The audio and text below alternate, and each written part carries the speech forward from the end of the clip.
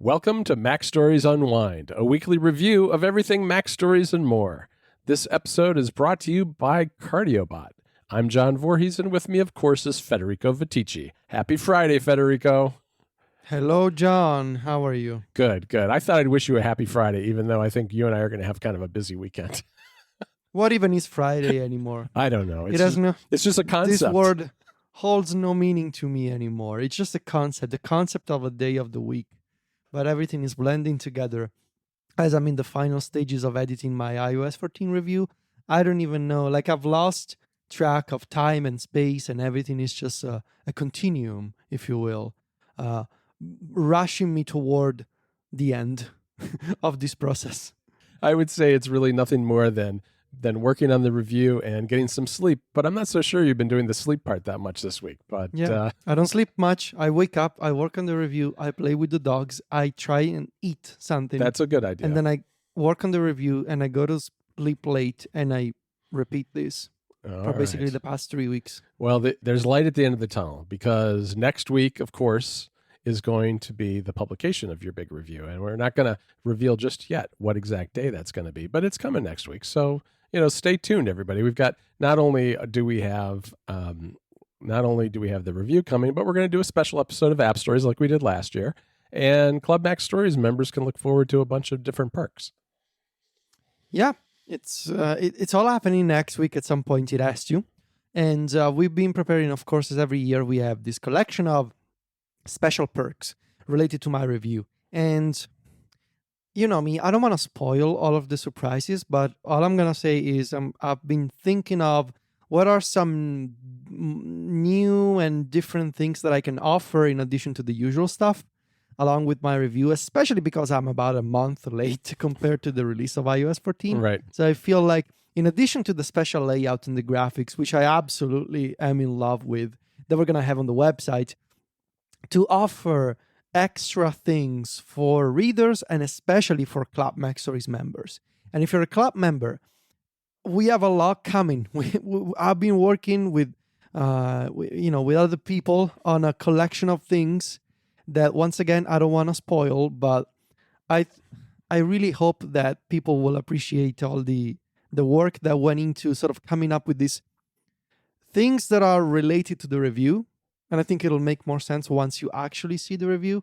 So yeah, I'm a man who likes surprises, and I like to keep my surprises close to my chest as long as possible. Yes. So if I sound tired, it's because I really am, and I apologize. I feel like if you've been listening to App Stories and MacStories Unwind over the past month, you've been able to hear my progressive descent into exhaustion. Which I apologize for, but it was the only way to get this done. Yep. And I'm almost there. It's happening at this point. So yeah, it's happening very soon. Well, I'm glad that we're almost there, because yes, it's an exhausting process. There's always a crunch at the end, and no matter how well you plan, there's just a lot to get done. So it's nice to see it kind of coming together at the very end finally. So Federico, why don't we dive into what we covered on MacStories this week? The first thing that I want to talk about is Food Noms, which got a big update recently. I wrote about this. I didn't quite hit the launch date. We had to wait a few days because we had so many other things going on.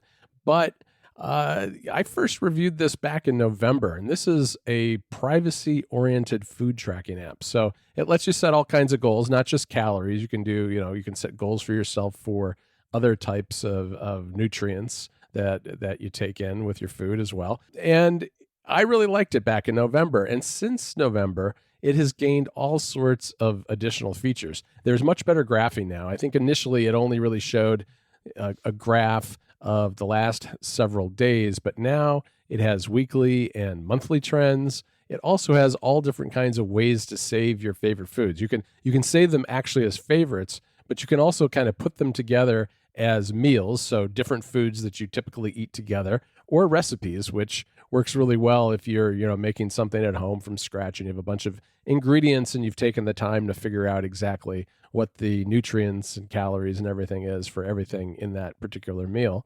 And there's even a community-driven database that Food Noms uses too, where people can submit their own foods to add to the library, which is kept that library up to date and getting better all the time. But with the very most recent edition of FoodNoms, there was, of course, the addition of widgets. And these are some of my favorites. There's 4 different kinds. There's a goals widget, which is just a small widget that lets you track one goal. And mine was set up for calories, so I can kind of see a little bar graph showing me how many calories I've consumed during the course of the day. What's really nice about this, and also the next widget called Goals Summary that I'm going to talk about in a second, is that you can edit the widget to specify what happens when you tap it. So it's not just that it opens the app. You can have it open the app, or you could go straight to search, or you could go to various different parts of the app when you tap it, which is a nice touch. The Goals Summary widget lets you show 2 goals at one time. So you might be logging calories, but also see how many ounces of water you've had that day. Then there's a log food widget, which lets you there's 2 ways to populate it with foods. One is Smart Selection, which is a variety of recently used foods. So ones you've selected recently will show up there automatically. Or you can go in and just pick ones that you've saved in the app in the past. So pick ones, maybe you have the same thing every day for breakfast, so add those in. The medium one has 2 foods. The large one has 4. This is the kind of thing that if you need more than that, I would suggest you stack them, because then you can get a lot in there at once. And then the final widget is a quick actions widget, which reminds me an awful lot of AnyBuffers widget and Giraffes, where you've got a grid of 6 different actions that you can tap to go straight to frequently used sections of the app. So there's search, the food library, favorites, quick entry for quickly entering an item, scan for scanning barcodes and nutritional labels, and log a drink for when you're having a glass of water or some other liquid. So great update.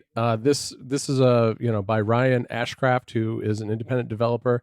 It's subscription based, and I think it's a great example of what having a subscription app brings to an app like this, because Ryan's been adding all sorts of features and improvements to this app in just the short time that it's been out. I guess it's been out about 9 months or so, and it's really come a long way in that time. And it's also nice that it's very privacy focused. No ads, no selling your data, just everything right there in the app. Very nice. Yeah, I really like the design of FoodNoms. I've stopped using these sorts of apps. FoodNoms looks really nice. It kind of makes me want to use it more. I know that for me in the past, it's always been sort of an issue using the food databases in Italy. Yep. Because when you scan something here, sometimes it works, sometimes it doesn't. So I actually need to check this out again. I want to mention Timery, which Ryan covered. Timery is, of course, the popular client for Toggle, the time tracking service. And Timery is an indie app that serves as a client for the Toggle web service. And Timery got an excellent update for iOS 14, adding a lot of highly configurable widgets. And I've been using these widgets, as the saying goes, for a few weeks now, and I really like them. But honestly, that is true. So when Apple announced iOS 14 at WWDC, and once we heard that the WidgetKit framework for developers didn't allow for the kind of interactions that we've been used to in iOS 13, we almost, we collectively as a community, we got really sad, because we all imagined, oh, what happens to these widgets that we're using now that are interactive inside the widget? Things like Timery, things like pcalc, for example. This will not be possible with the iOS 14 framework anymore. And while we have lost some of those widgets, like it's not possible, for example, for developers to put together a calculator widget right now. Jory Barr, the developer of Timery, is an example of how you can work within the limitations of WidgetKit in iOS 14 and still offer a lot of functionality that, honestly, it doesn't make me miss the old iOS 13 widget. So, as before, you can configure a grid of saved timers that you want to access quickly from the widget.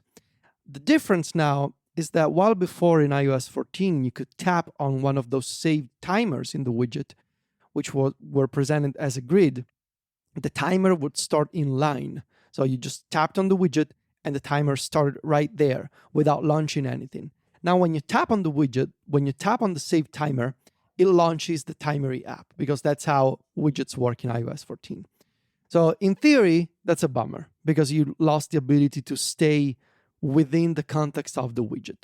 However, the reason why I think these limitations will be fine is that I actually prefer all the freedom and flexibility that is now possible because of iOS 14. Each widget can be configured in multiple sizes. So you can have a single save timer, or you can have a small grid of 4, or you can have 12, I think, in the bigger version. And of course, you can configure each widget so you can install multiple widgets of the same kind on different pages of the home screen. So you can have, for example, 4 save timers on the first page, and another 4 save timers for other projects on a different page, and so forth. And in addition to the save timers, there's also new widgets that were not possible before, that were not supported by Timery before. So for example, now you can have a widget that shows you the currently running timer, and it shows you the details like any tags or any task or the description of a timer. And also, you can have reports on the home screen in the form of bar charts. So for example, you can configure a widget to say, show me the time that I've spent on this particular project today, or on this particular project this week, or maybe all my projects this week. And because of widget configuration, which, by the way, this is one of the topics that we're exploring in my iOS 14 review, widget configuration is based on the same technology that powers Shortcuts actions in the Shortcuts app. Those are intents. The configuration that you apply to the Timery widget for something like a report, for example, is the exact same configuration that you see in Shortcuts. Right. If you pay attention and you take a look at the Timery widget for the for the time reports, and you go check out the Shortcuts action named, I believe it's called check total time tracked, those are the same parameters, the same options, the same way to configure that report. And that's because both the widget and the Shortcuts action are actually using the same technology under the hood. So intents.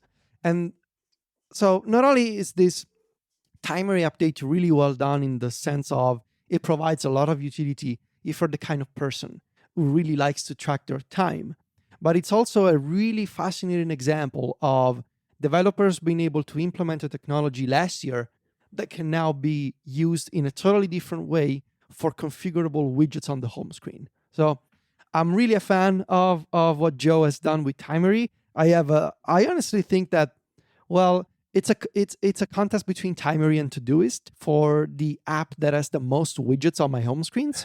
But yeah, I'm using this a lot, and I've been stacking them. So like I have reports stacked on a specific page. Yeah, these are super well done, and you should really track your time, especially if you work from home or if you work for yourself. If you struggle to manage multiple projects, it can be really beneficial to understand and to see at a glance where exactly your time is going. Yeah, I agree with that. I mean, one of the things that I like to do is even just really big picture tracking, where it's like I can get a sense for, all right, this month, how much of my time was spent writing versus how much was spent doing some administrative stuff, that kind of thing. It's really nice. And these widgets are fantastic. You know, Ryan also wrote about Ulysses this week because they got a big update. You know, Ulysses already had an iPad app with a column view, but it got a nice revision this time around. They added a feature that was only on the Mac before, which is called revision mode. And revision mode is kind of a grammar and spell checker. It also allows you to see comments if you're working with someone else. Column view also got an update because now Ulysses takes pull-down menus and uses them to great effect, really. I mean, they've moved a lot of the functionality up to the toolbar, and when you press on those icons, you get a pull-down menu with all kinds of different options. So it's a little more compact in that way and a little more organized at the top, which I kind of like. Ulysses isn't a text editor that I'm using myself right now, but I've used it a lot in the past, and I really like the look. There is less color in the UI, which I know Ryan didn't like. I actually kind of like it. I was always a dark mode user of Ulysses. And while I did kind of like the yellow that they use, which, kind of echoes their icon, there was a lot of yellow. And I kind of like that it's used a little more sparingly in the UI at this point. All right, Federico, Apple called, Tim actually called this week and asked if he could also have an event next week besides your iOS Sure, review, not? right? And you're a generous guy. You said yes. And so we have an Apple event coming next week on Tuesday. So that'll be interesting. I mean, I guess the rumor, there's been an awful lot of potential leaks around this as to what's coming. It sounds like the most likely things are, of course, new iPhones, but also maybe a smaller HomePod. And there have been some leaks about a potential case, which takes on the old MagSafe name. Imagine MagSafe coming back.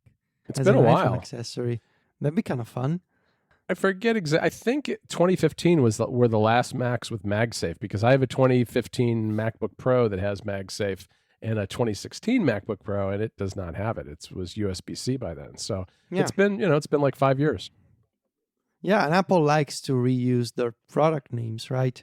We've seen it happen before with things like iBook, for example. Yep. And Magic Keyboard is another one. And now, of course, MagSafe coming back wouldn't be a total shocker in terms of Apple reusing an old name, but it would be kind of fun in the context of Apple making a magnetic wireless charger for the iPhone. I mean, why?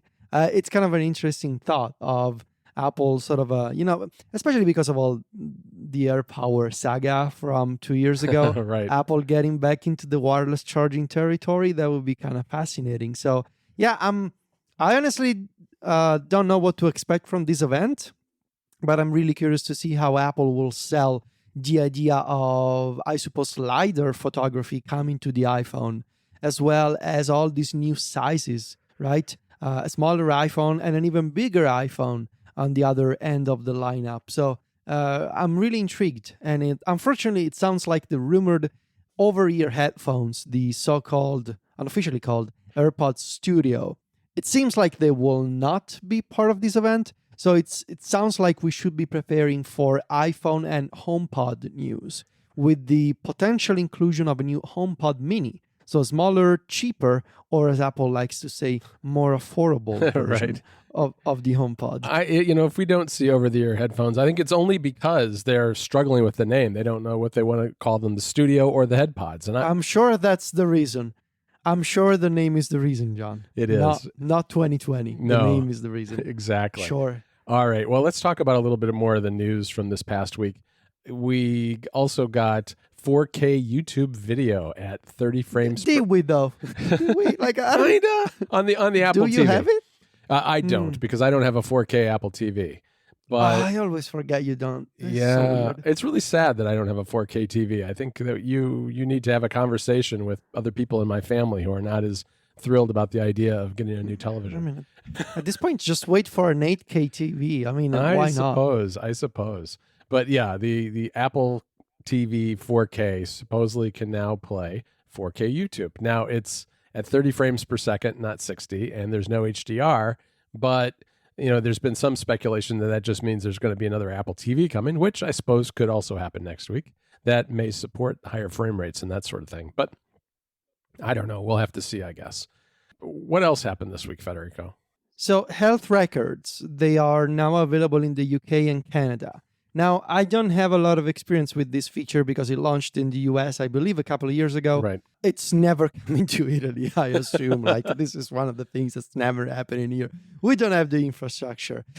But basically, health records should be the integration between health institutions, like, I guess, participating health institutions, and the health app on your iPhone, so that things like tests and other exams and other data will be shared from that hospital or that institution with you, and you will be able to see those records on your iPhone. Is that how it works? Like, I've never seen it in practice. I believe that that's how it works, and it's designed that way too. So you have two different doctors, and they both participate in the program. You're able to take your health records from one doctor to the other, and they can very easily then access them that way. You're in control of the information instead of it flowing between the institutions and the back channel somehow. I think that that's the idea, at least. I have not had experience with it because although it's been in the U.S. for a couple of years, and I think the press release said there's something like maybe 500 health centers or health institutions involved in the U.S., none of the doctors that I've ever been to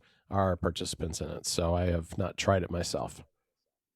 This is totally unrelated, but I just thought of it and I need to mention it. Mm-hmm. Have you ever noticed how weird it is that when you watch American television, it's full of ads for drugs and other like pills and other things? Like, is that normal? Well, it's normal in the U.S. Do they not have that in Italy? It's super weird. No, like some of them, but like anytime I watch things like, because so John and I, we share, well, John kindly shares with me a Plex server so that I'm able to watch American television for things like the Grammys and the Emmy Awards, at least when they used to do those. And of course, I watch commercials as part of those programs. And it's so weird because you have these commercials for like really nasty things. Yes. That like, I don't know, we have commercials for like cough drops and aspirins and things like that, but not really serious serious heavy-duty drugs that you get for major conditions. Yeah, no, I get it. And I believe you've also stumbled across some of those television channels in the U.S. that are kind of like the local ones with the really strange ads, the local lawyers and things like that. Oh my God, the local lawyers. Oh my, those are incredible. Like, hey, you want a divorce? Come to our firm. It's like, okay. I do every now and then imagine you tuning into the Chicago area television late at night just for the fun of it, just for watching the ads. I don't know if you actually do that, but you should. You should. I have done it to show as a way to show off to my friends that I have access to American television. Like, hey, check this out. This is my friend John, and I have American television here. We can watch American TV. That's so cool. Yeah. But we mentioned health records, and I just thought of all those commercials from America. So weird. Well, I'll tell you, that Plex server was offline for a little while when I had my internet trouble, but it's back. So it's back and running. Good. I checked it yesterday. Good. I can watch more commercials. You can. That'll be a good way to unwind after your review. Sure. My pick this week is American TV. American ads on bad television channels. No, you got to do better than that, Federico. Your pick is John's Plex server. Everybody should have access. My pick is I don't have any. All right. One last news story, Federico. Instagram has turned 10 years old on the App Store, so they did a little Easter egg in the app where you could go to the settings page, swipe down kind of slowly all the way to the bottom, some emoji would appear, and when you released, there was confetti, and you had the option to install alternate icons, including ones from the very earliest days. Not even just the first icon, but there was like a beta icon in there, and then a bunch of alternative versions of the current icon. So it's kind of fun, kind of neat. I changed mine to one of the retro icons. It seems from the text of the Easter egg, like this is only going to be around for October. So don't get too used to those fun icons. But I kind of hope that they stick around because they're really nice. So on App Stories this week, we talked about iOS 14, of course, again, and widgets, but specifically we talked about music widgets.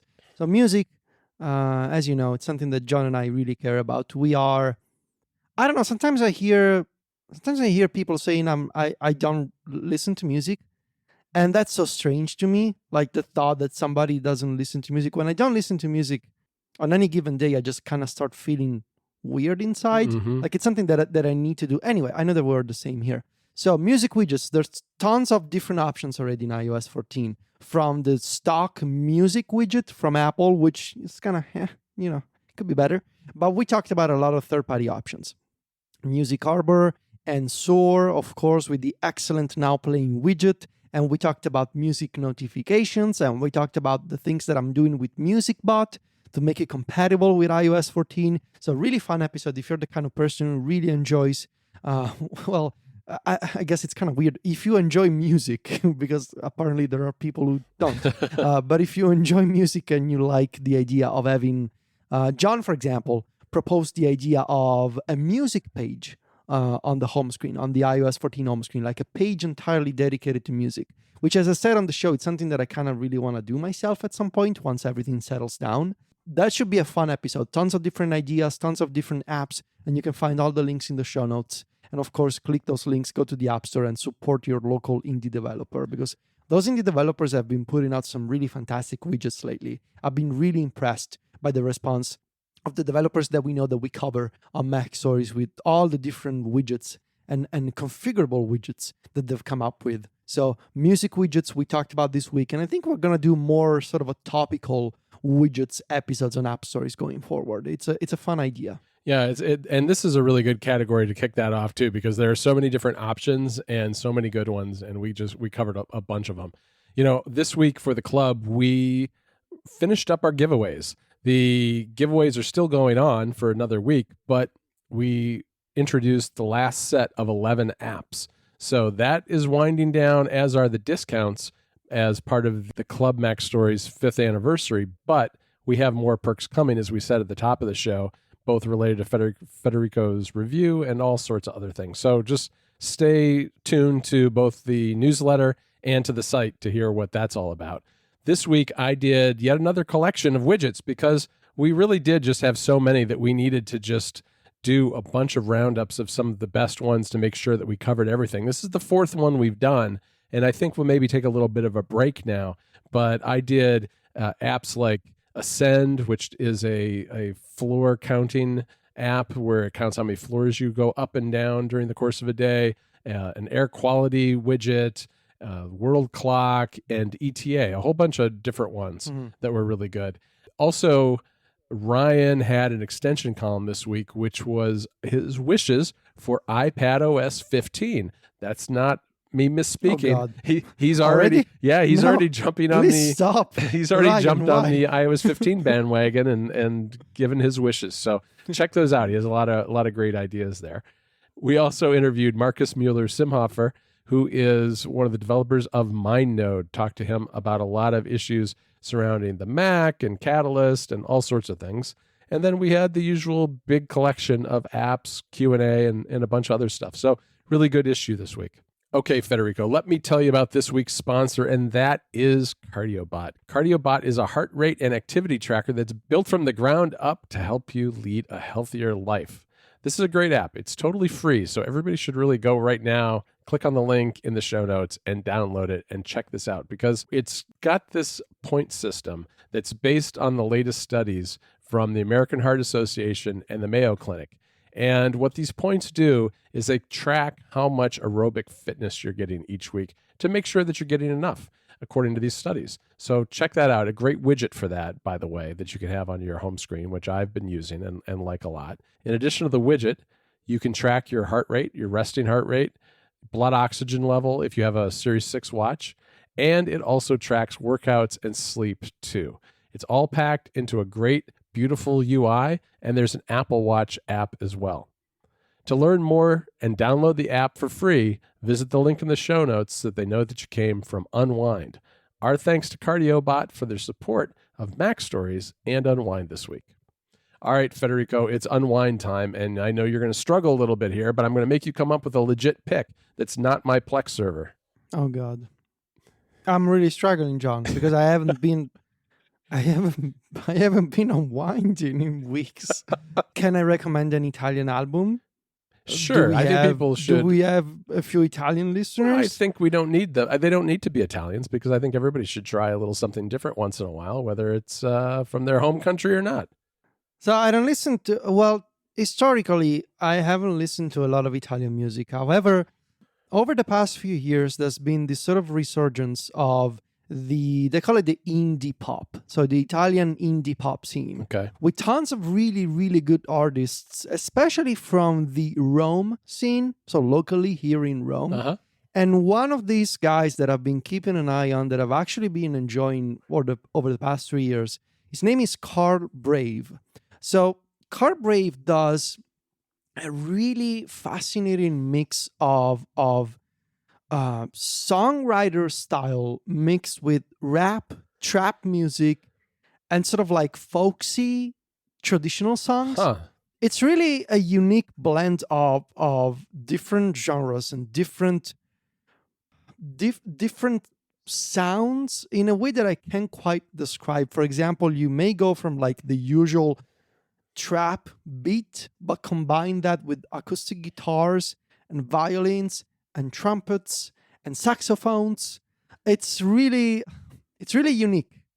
There's really nothing else like it. And obviously, like, it's also really good with the lyrics and really good with wordplay. And he sings and he raps in local Roman dialect. Mm-hmm. So it's got a bit of an accent there. Obviously, I understand how this pick is very specific to an Italian audience. But sonically speaking, I genuinely believe that Carl Brave is one of the most intriguing artists in Italy right now. And the new album just dropped today. And I listened like 6 times already to the album. It's really good. I mean, obviously, unless you're Italian, you're not gonna understand a single word of what the guy is saying. But it's one of my favorite Italian acts at the moment. I've been listening to Carl Brave. If you go back and check out my reviews, you can actually see the screenshots. He's often in there. And I really like the latest album. 17 songs. A bunch of them came out during the lockdown. So now he's been able to work on a full album that includes those singles. And kind of limited audience, I guess. But I think there's some Italians listening to the show. And if you are, go check out Carl Brave. And if you're not Italian, but you want to get a sense of the things that I listen to, and maybe you want to hear some Italian and specifically Roman dialect, and really just the sounds and the music, go check it out. It's really fun. Covers the full range. It's a very, I guess, experimental type of artist. So yeah, the latest album by Carl Brave, it's called Coraggio, which by the way means to be brave. Mm-hmm. So kind of funny wordplay there as well. Courage, just like Phil Courage, Schiller. yes. Phil Schiller would tell us. Yes, it's courage, yes. All right. That sounds great. I mean, I've run across a few of the Italian songs that you like a lot over time, either looking at your old playlists and whatnot on Apple Music, and I've enjoyed those, so I'll check this out as well. You know, I want to recommend a documentary, which is on TV Plus. It's called Tiny World. I have not gotten very far into this because, like you, I've been kind of busy lately, but it is a nature documentary that's based on kind of zooming in on the smallest things in the world. Is this the one with the tiny monkeys? Yeah, the tiny monkeys that like are those are so cute. Yeah, there's little monkeys, there's lizards and crabs, and they visit different environments. So the first couple of episodes are the savannah and the jungle, okay? And so you've got the jungle one is the one I think you're thinking of with the monkeys, because that's the one where if you turn on TV Plus, there's a lot of times there's an ad for it that you'll see in the promotional stuff. But they also go to the woodlands and someone's like a backyard and the outback in Australia. It's really well done. The photography is absolutely beautiful. It's remarkable how they were able to zoom in on such small creatures in so many of the cases. I mean, there are only 6 episodes, and I would suggest too to make sure you see there's some bonus content. If you go to the TV Plus channel, you'll see that there's a making of Tiny World, which shows how the photographers got down to this really small level and were able to film these different animals. And that part of it to me is as enjoyable as actually seeing the documentary itself, because it's just neat to see how they actually accomplished all this. So, I find these kind of shows somewhat relaxing. I mean, I just felt like watching something where I didn't even have to follow a story necessarily. I could just watch some beautiful photography go by, and it was good for that. So I recommend it. All right, Federico, that is it for this week of Unwind. Again, thank you to CardioBot for sponsoring the show this week. And of course, we'll be back next Friday with another episode, rounding up what is going to be a very big week at MacStories. Of course, you can always find me and Federico over there writing. Federico is also on Twitter and Instagram, where he's at Viticci. That's VITICCI. And I'm at John Voorhees. JOHNVOORHEES. Talk to you next Friday, Federico. Ciao, John.